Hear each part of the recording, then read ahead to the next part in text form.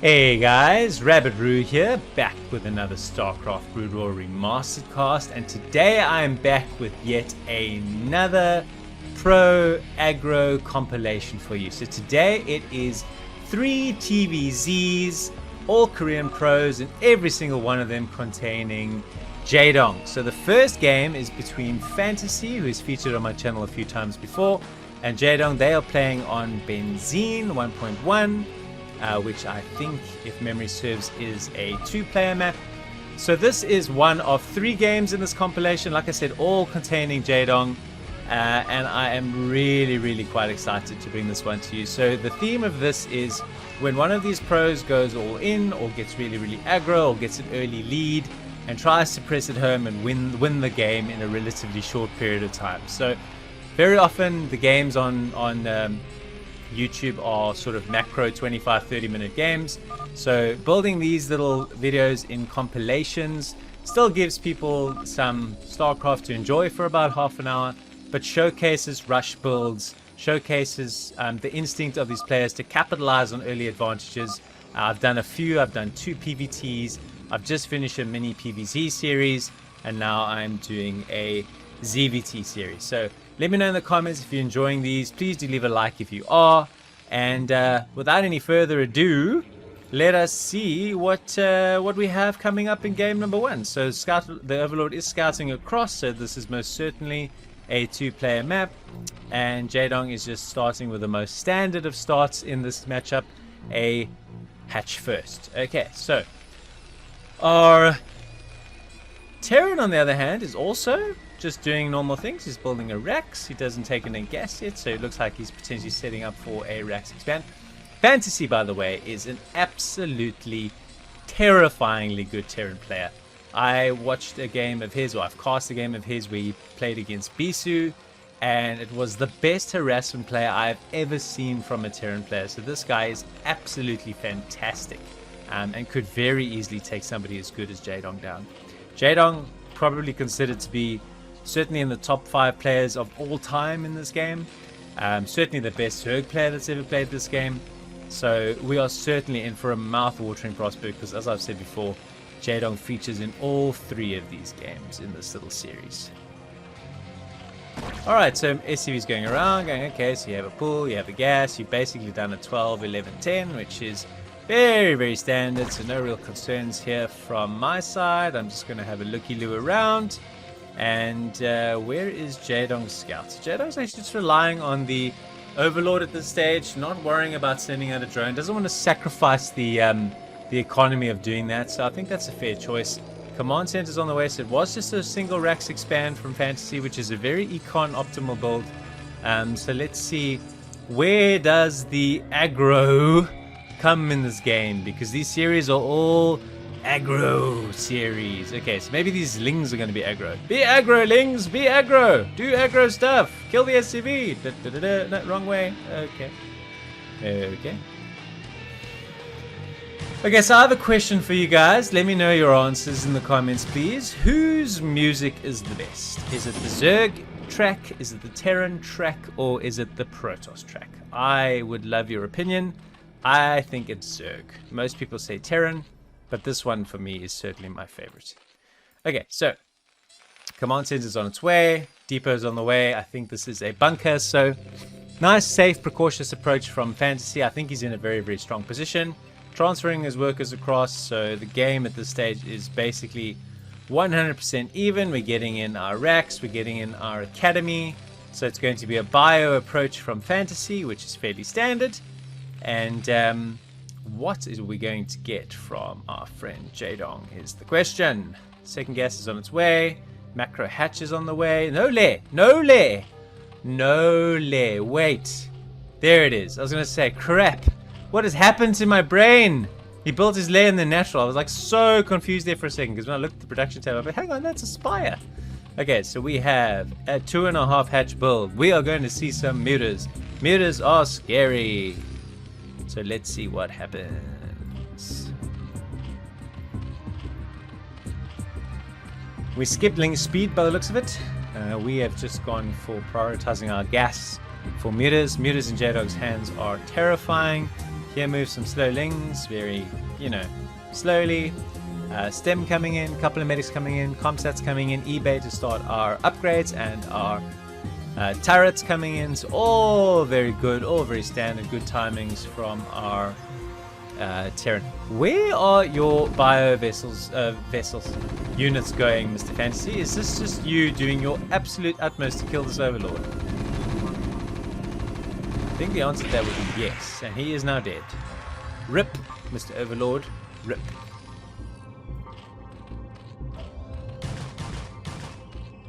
Okay, so Mr. 2.5 hatch is now done.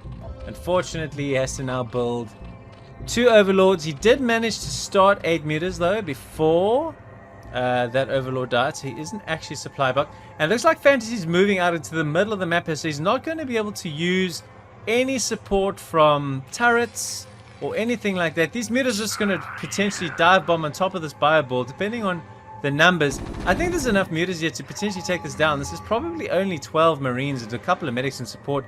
And Jaedong's micro, as we know, is outstanding. He just picks off 2 there like they're nothing. Another 2 like they're nothing. Fantasy stems up. He's only got 2 medics supporting here. The numbers are a little bit off. I think he's probably 1 medic light. There's also only 1 turret here. This turret is absolutely toast. Picks off the SCV burst. Takes down the SCV that's building that turret. Flies right to the back of the base, where he can pick off SCVs like they are absolute jam. This is a huge problem. Fantasy is in big trouble here. He's had to pull back all his bio forces, but he just doesn't have enough turrets in place. Knocks down another SCV. That must be about 3 or 4 from this harassment already. More SCVs coming across the mine, but Jaedong is just picking them off here like they are candy. Another one down. There's not enough bio here to, I think, stop all these mutas. What is Jaedong doing behind this? Just droning up, so not getting too committed or seeing this necessarily as an all-in. Just very, very valuable harassment. Okay, some more mutas gathering together here. That's an Overlord, that's an Overlord. Here he's got a mutas flock of 9. Okay, so 9 mutas in the flock. Here they come again. No turrets, just bio. The 1 turret is hitting them, which is really not that useful at all. Knocks down a medic. That's big. These medics are so critical now to make the Marines viable. Another dead medic. Another couple of Marines down. Fantasy is in an absolute mess here, unfortunately. He was out of position with his units. He needed his bio in his base, and he needed his turrets up earlier, and unfortunately he couldn't get either. He's only on 3 barracks, and basically there are 3 medics, a Marine, and nothing else on the map. 1 turret here really shouldn't be that much of a deterrent, although this placement here is pretty good. He could probably take down this turret and put even more pressure on the natural, but I don't think he feels like he needs to. I just think if he keeps Fantasy not mining at his main and continues to macro up behind this, he's just going to move into a massive lead. As we can see now, 56 plays 38. The power of just going into an early lead and then closing out the game. That is certainly what I think we're seeing here from the first game in our little series. Does lose 1 muta, but Fantasy is in a world of pain. Alright, so he's got some Sunkens in play for a counter-attack. He's got a Hydralist in. He's researching Lurker aspect. I think Lurkers is certainly going to be the follow-up we can expect. I don't think it's necessary for Jaedong to harass anymore if he doesn't feel he needs to. He's going to go for this turret, takes it down. He's going to try to go for that turret as well. Should take it down without too much trouble, though. There's a few more here in the natural. Nobody's in the bunker, though, but he gets away. I don't know if that was the most valuable trade. I think Fantasy is now gearing up for a counter. That's why we see these sunks here. Hydras are in play. Lurkers are going to be in play soon. Does Fantasy even have... He's just started a factory. He doesn't have a starport. Jaedong starts a Queen's Nest, so he could well start reprogressing into Hive Tech behind this. What's really impressive in these games is how quickly pro players go from harassment and pressure to transitioning, building, macroing, tech switching. It's just unbelievable. So again, Jaedong, just keep macroing his mutas. Don't think that that's taxing his attention. He's paying at 370 APM without missing a beat. So his multitasking is beautifully on point. He obviously knows that this bio ball is moving out, and I think his plan to counter it would be to get Lurkers into position. Here they come now, I think, as they're moving across. Here come the Lurkers. So he is so on top of this game. These Lurkers are going to be burrowed here in time before he can get anywhere. There they are. Another one down. Another one down. There are no science vessels here. Stems up and boom! Dead. Boom! Dead. What has he got here? A single drone. He's going to try and target down this hatchery, but there are just too many. Oh, and the Lurkers have flanked these bio. That's the end of that. Jaedong gives Fantasy one of the best Terran players in the world An absolute hiding in game 1. That was beautifully done. Let's see what Jaedong has in store for us in game 2.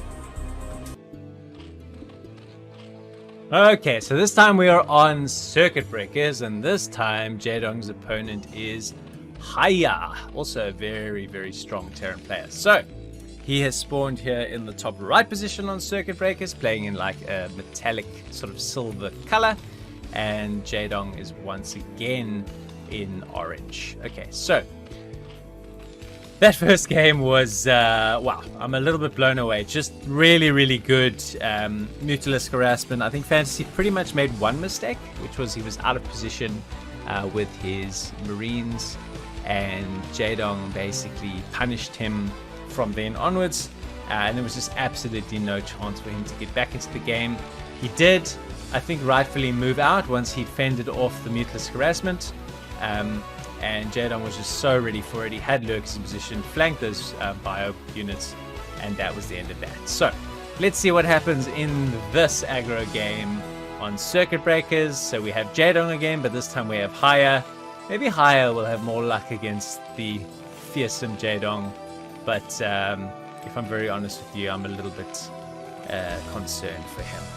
Okay, so Overlord pops, a couple of drones. It looks like a 12 hatch once again from Jaedong. And it looks like Haya is going to start his barracks now. So same openings than to the previous game, but that doesn't really tell us all that much. It really comes down to how well the Terran player tends to deal with Mutalisk harassment and the positioning of his units. So scouting drone for Jaedong, hands down. I think he's going to go across because his Overlord's got that covered. So he does go cross map. Does he run into his SCV? Let's see here. They're going to probably cross paths. Here you go. Hello. Hi, how are you? Good, thank you. So figuring maybe this is where the SCVs come from. He's going to scout the close position first. And he's going to find his opponent. And Haya similarly is going to come up here. He's going to like, okay, so you've gone hatch first. Everything is pretty normal in Terran land, and everything is pretty normal in Zerg lands. Up comes the drone, starts a Marine. He's going to try and kill this drone, but Jaedong's micro usually wouldn't allow for something like that to happen. Looks like Haya setting up to take a command center. Is getting the Marine out though. There it is. It's going to take a 17cc by the looks of things. It's also paused worker production so he could start this command center on site, or on location, I think is what they say.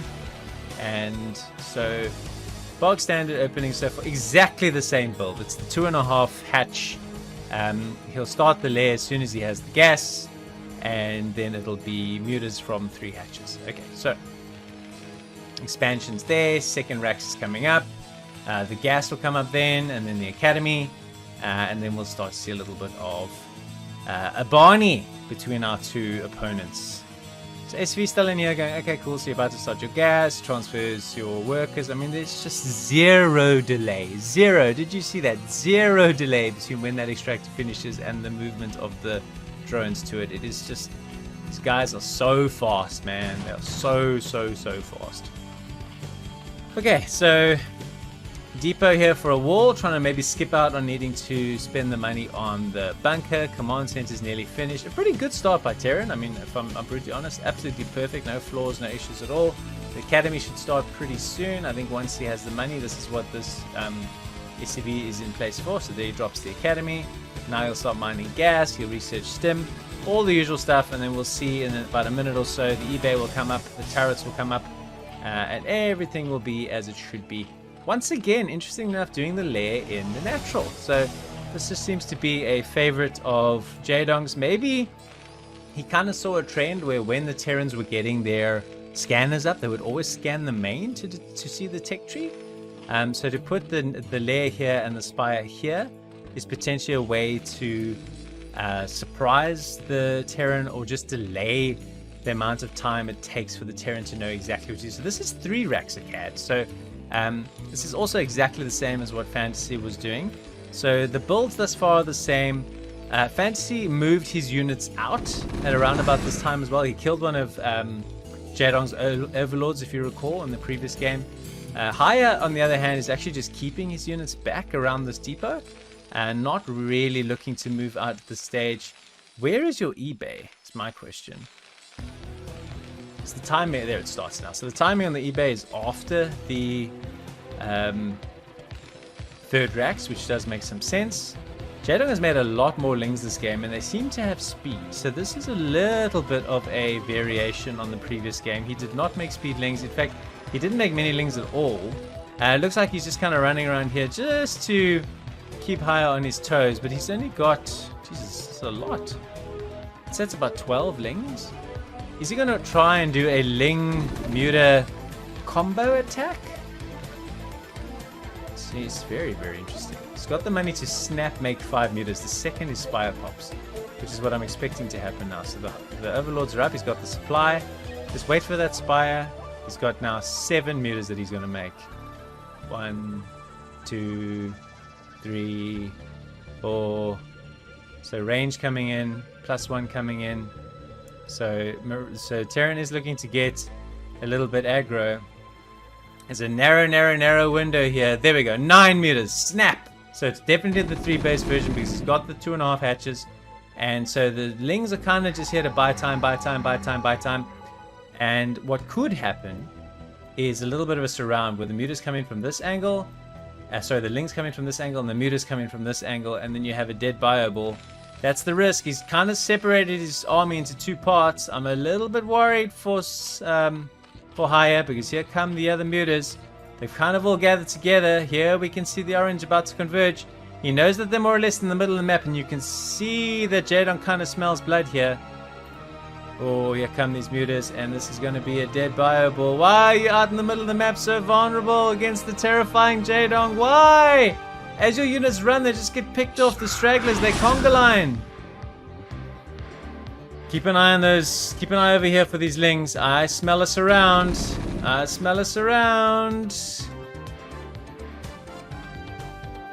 Hydra's lurker aspect. So he's going to build some lurkers behind this too. Oh, no, doesn't pull the trigger yet. Just posturing around. I don't know what the purpose is of these units. All he's really doing is giving Jaedong enough time to get enough mutas. And here they come. Here comes the surround I was talking about. So the mutas from the one side, the lings from the other. And I think he's going to manage to probably hold on here. That did not go nearly as badly for Haya as it could have gone. Jaedong decides to get the hell out of dodge with those mutas. More lings though. And now he's kind of combining his units. Uh-oh. So now this is suddenly looking a little more threatening for Jaedong, where he spent 0 time in the base of the Terran player. I don't know how many turrets the Terran players therefore had to build. Probably very few. He's kind of kept the attack out in the middle of the map. Lots more lings here though. So a ling muta strategy. A couple of lurkers I'm sure are on the way. I saw Hydra's in the production tab. But I don't see any muta. There we go. Okay, so he's morphing in a few lurker eggs to protect that bottom position. Is he going to try and do a runaround? Well, I don't think Haya cares. He's just marching straight on the natural here where there is one sunken colony. Is this a hive already? This is a sub 8-minute hive that he started.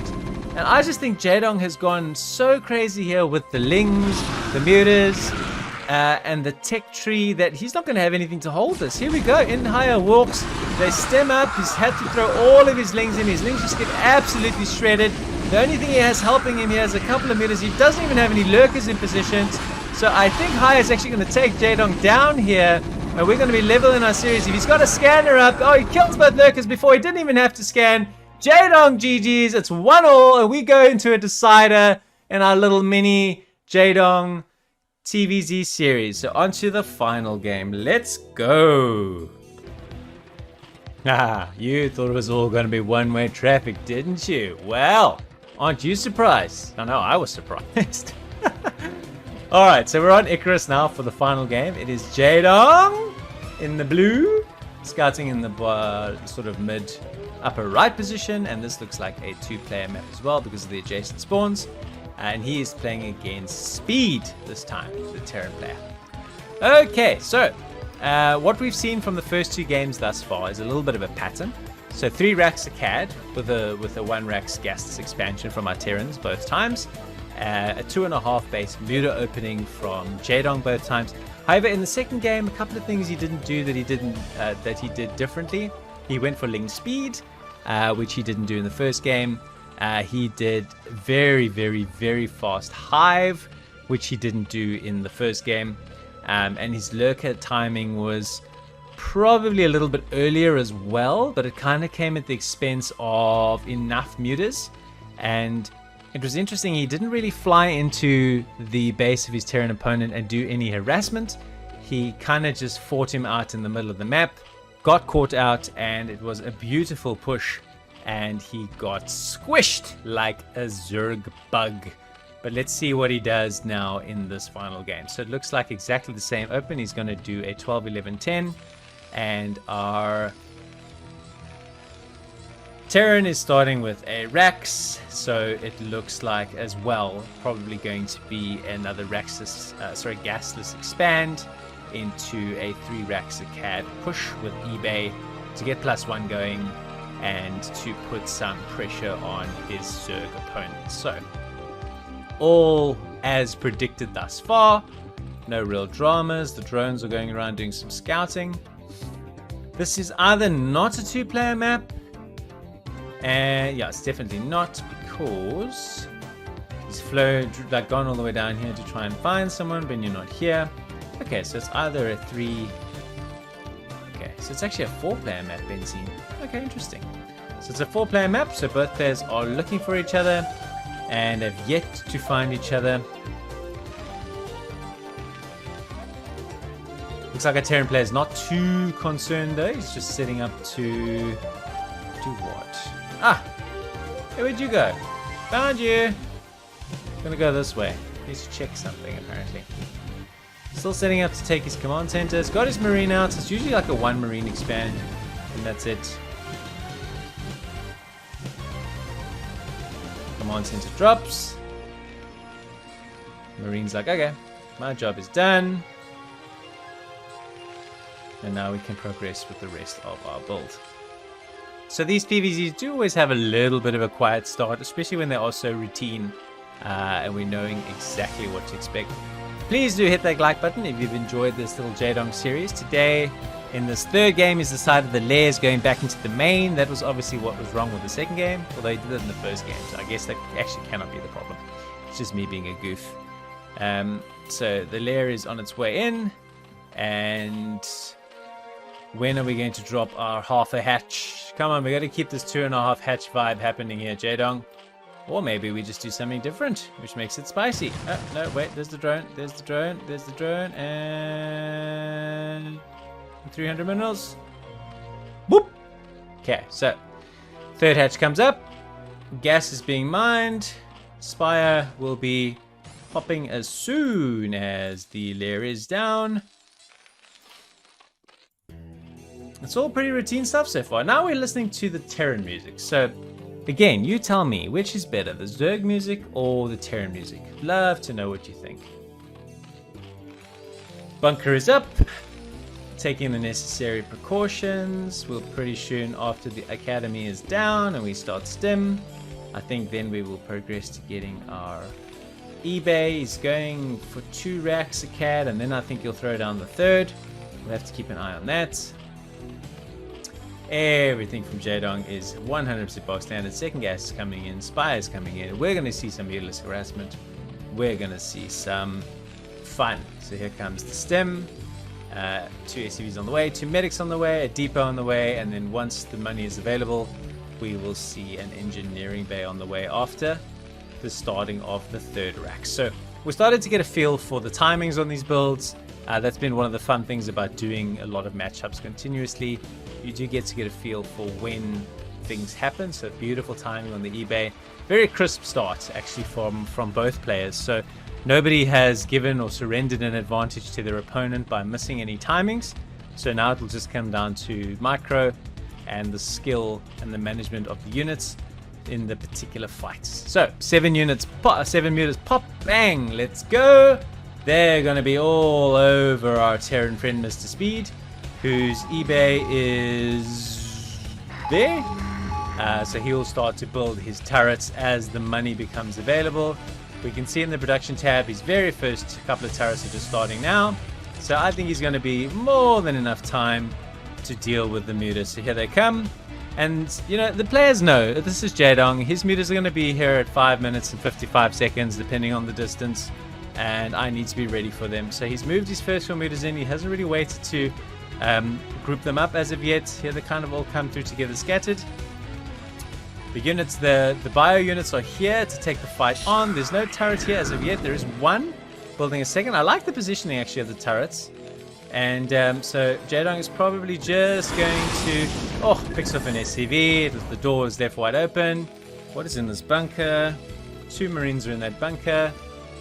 3, 4 turrets in this mineral line. This is beautifully fortified. So taking a safe route. I think obviously you do, as a Terran player, sacrifice a little bit for doing this. You're going to lose a little bit of production by building this many turrets, but you're going to lose far fewer SCVs, and the effectiveness of this harassment to you is just going to be virtually nothing. So I think if you are watching this as a Terran player, this is the right way to defend this. Just be safe, keep your units at home, don't run around the middle of the map and get surrounded. Take the fight to the mutas. Jaedong has lost I think 2, even 3 mutas so far, and Terran has taken relatively little damage from the harassment so far. So good play from Terran. Is pumping out of his 3 racks nicely, getting his factory up, going to progress to his tech. And you'll notice Jaedong is still just on the 2 bases. He started his 3rd base here now, but he's not going to have huge amounts of map control for very long. Again, the Queen's Nest is coming in super early, so it looks like he's going to try that build with the faster hive. The difference though so far between this game and maybe the previous game we watched is we have not seen hardly any lings. The previous game we saw loads of speedlings that were part of the composition. In this game we've seen none of that. So optimizing his minerals for tech, for drones, for hatches, and just focusing on controlling the map and trying to keep his Terran player pinned back with his mutas while he progresses with his build. So drone transfer coming in here. 3rd base is now nicely saturated. 36 drones versus 34 SCVs. So in a strong position. His hive is now just about finished, so we'll see some hive tech, which is scary. He's just now getting ling speed, getting in some hydras. I think we'll see lurkers soon as well. And I think pretty soon, if the game sense of our Terran player is on point, he is going to start moving out onto the map. He's got himself a little bit supply blocked, unfortunately, so not spending all of his money as he would ideally want to do. He's also stopped his SCV production there temporarily, but he resumes again now. I'm hearing some lurkers burrowing, so Jaedong moving into a pretty strong position. And when Hive Tech comes out and Dark Swarm comes out, you as a Terran player have got a world of stress to worry about. This is, I think, overkill in terms of turrets. I think the mutas have had their day. He's not building any more mutas. He's transitioned into lurkers. I think this is going to be Ling Lurker. We're going to see some cracklings pretty soon. Irradiate being researched from our Terran player, so he's got his science facility in position. Floating his factory, so a pure bio play thus far. Could probably afford to go up to another couple of racks, unless his plan is to try and expand. But I don't know if he has the map controls to try and expand. It's a lot of turrets, so quite a defensive posture here from Speed, maybe too much so. It's really given Jaedong a lot of time to be ready for any potential engagement. Oh my god, the whole position on the lurkers, he just lost all of that bio. Oh man, that is brutal. And that was sort of the first action moment of this game, and oh my god, was that pain. So much pain. That was so hard to watch if you're a Terran fan. Oh man, ouch. I think that move on its own has just won Jaedong the game. That is how StarCraft is, a sort of a game of fine margins. More lurkers moving in here. 7 lurkers in position. He's got 1 vessel. 1 vessel's not going to help at all. So the spines have come up the ramp. They're killing all the Marines here. A couple of links coming in here, mainly just to help with sighting. The medics, sorry, the mutas could do that too, if they so chose. But this is an absolute squash. Jaedong is getting his lurkers in here, and I'm afraid our Terran player is all but trapped. He is trapped. The amount of freedom, I mean, he's getting defilers now. He could send down and throw up some Dark Swarm over here and attack And I think that's probably the plan. Here comes the science vessel so they can see the lurkers in position. Does irradiate one lurker, so that's pretty good. But there are so many more where that came from.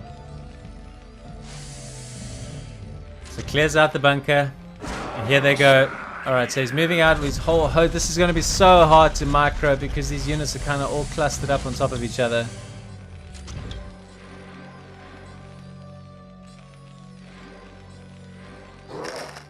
Here come the lings. And here he goes. He moves in the lurkers and he just GG's even before taking the fight. Once he saw the Dark Swarm, he knew it was absolutely over. Jaedong takes this little mini-series 2-1. I hope you enjoyed this. This is a concept that I'm really enjoying, these little mini-series within series. This one was the TVZ edition. If you did, please do subscribe to the channel. I'm Rabbit, a variety Broodwar caster here on a regular basis. Until next time, ciao for now.